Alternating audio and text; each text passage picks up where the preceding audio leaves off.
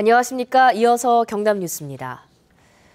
부산시가 지리산 댐물 공급을 추진하면서 경남과 부산의 해묵은 갈등이 재현되고 있습니다.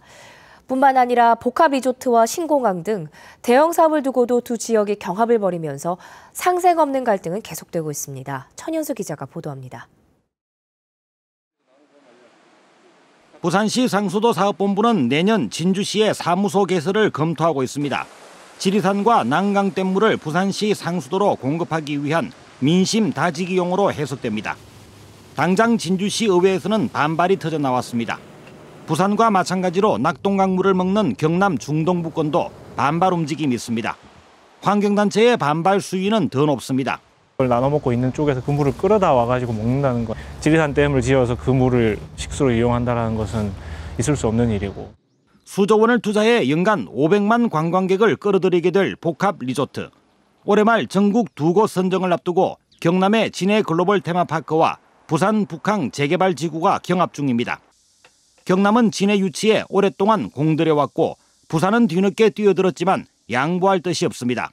1차 관문을 통과했으니까 최종 관문을 통과할 때까지 최선을 다해서 노력을 해야 돼요. 남부권의 국제 관문이 될 신공항 입지에도 치열한 경쟁입니다. 부산은 가덕도 신공항 유치에 민간까지 사활을 걸고 나섰고 경남은 밀양을 추진하고 있습니다. 과거 신항 명칭을 두고도 거세게 충돌했던 경남과 부산.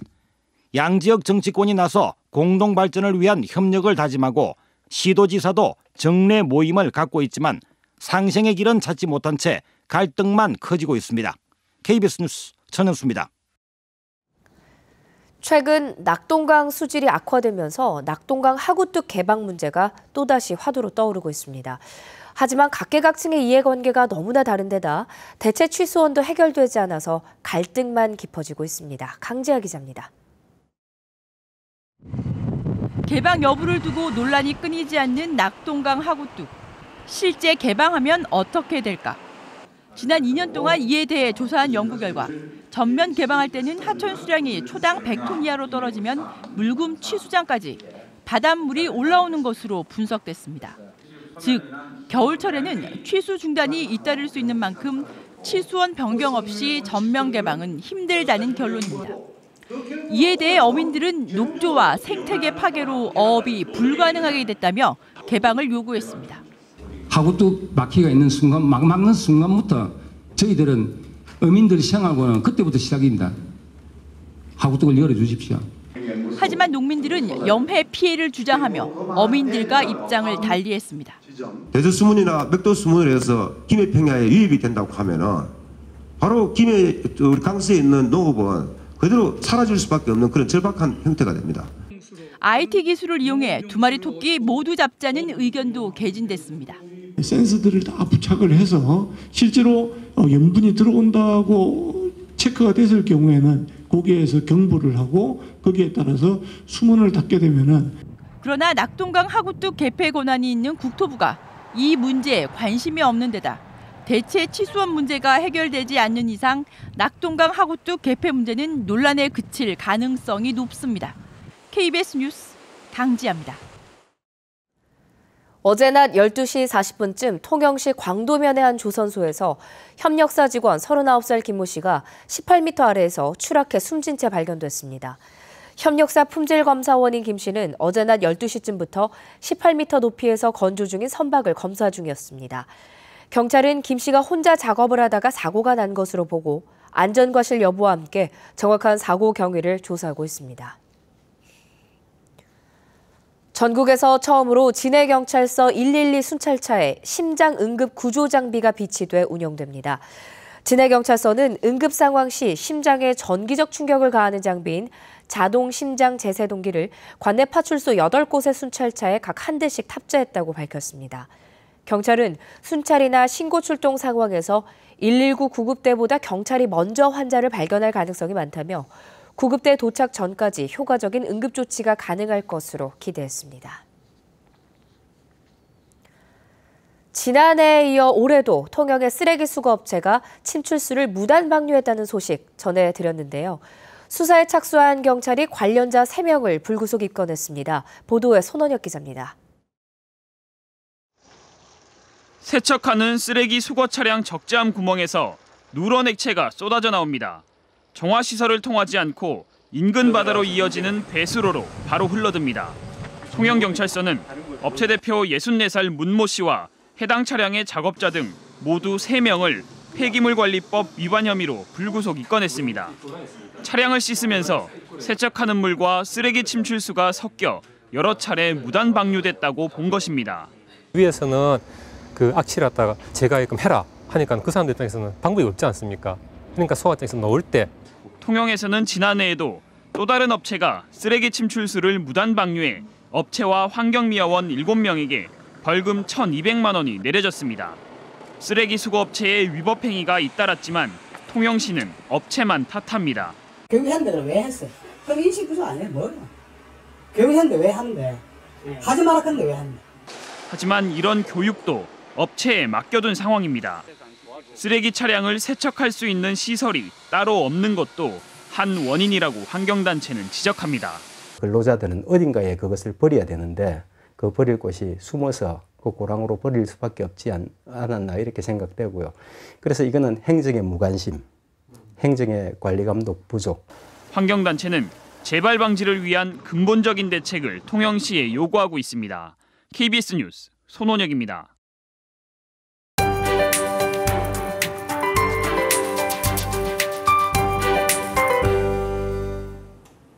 오늘도 청명한 가을 날씨가 이어집니다. 아침 저녁으론 선선하겠고 한낮엔 기온이 빠르게 오르겠습니다. 오늘 밀양이 29도, 창원이 28도로 어제보다 더 덥겠습니다. 그만큼 일교차가 크게 벌어지니까요. 몸 상하지 않도록 건강관리에 신경 쓰시기 바랍니다. 오늘은 동해상에 위치한 고기압의 영향을 받겠습니다. 하늘빛도 깨끗하겠고 미세먼지 농도는 좋음 수준까지 오르겠습니다.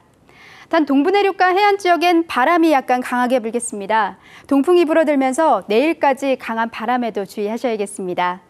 현재 기온 살펴보면 밀양이 15.4도로 대체로 15도 안팎에서 시작하고 있습니다. 한낮엔 김해가 29도, 창원이 28도로 예상됩니다. 서부 지역입니다. 일교차 큰 날씨가 이어지겠습니다. 오늘 하동과 사천이 29도로 예년 이맘때와 비슷하겠습니다. 또 일부 내륙에는 엷은 안개가 낀 곳이 많습니다. 교통안전에 주의하시기 바랍니다. 한편 동해 남부 해상에는 풍랑주의보가 내려진 곳이 많습니다. 물결은 최고 4m까지 매우 높게 일겠고 너울성 파도가 방파제나 해안도를 넘는 곳이 있겠습니다. 내일까지는 일교차 큰 날씨가 예상됩니다. 하지만 토요일에 비가 지나겠고 낮 기온도 점점 내려가겠습니다. 기상정보였습니다. 농협 밀양연합사업단이 시군 연합사업 끝단 가운데 처음으로 누계 판매액 500억 원을 달성했습니다. STX 조선해양이 국내 기자재 업체와 개발 중인 6,500톤급 LNG 벙커링선이 기초 설계 적합 인증을 받았습니다. 경남 창조경제혁신센터가 예비 창업자 등을 위해 6개월 동안 진행되는 창업 지원 프로그램을 마련하고 참여 신청을 받습니다. 한국GM이 지난 한 해 동안 환경과 사회 등 다방면에서 지속가능 경영 성과를 담은 보고서를 발간했습니다. 국토교통부 국정감사 자료를 보면 최근 5년 동안 다운계약서 등 부동산 거래 신고 위반에 대한 과태료 부과가 경남은 1,123건, 61억 5천만 원으로 경기와 서울에 이어 전국에서 세 번째로 많았습니다. 같은 기간 전국의 부동산 거래 신고 위반은 모두 15,000여 건, 26,000여 명이 적발돼 847억 6천여만 원의 과태료가 부과됐습니다. 경남에서 용적률을 초과하거나 허가를 받지 않은 건축물에 대해 부과하는 이행강제금이 전국에서 네 번째로 많은 것으로 나타났습니다. 국토교통부 국정감사 자료를 보면 지난해 경남에서 1,030여 건의 건축물이 용적률을 초과하거나 허가를 받지 않아 74억 원의 이행강제금이 부과돼 경기와 서울, 충남에 이어 네 번째로 많았습니다. 또 이행강제금 한 건당 평균 금액도 718만 원인 것으로 집계됐습니다. 지난해 경남 지역의 한 초중고등학교에서 학교를 그만둔 학생 수가 전년에 비해 20%가량 감소한 것으로 조사됐습니다.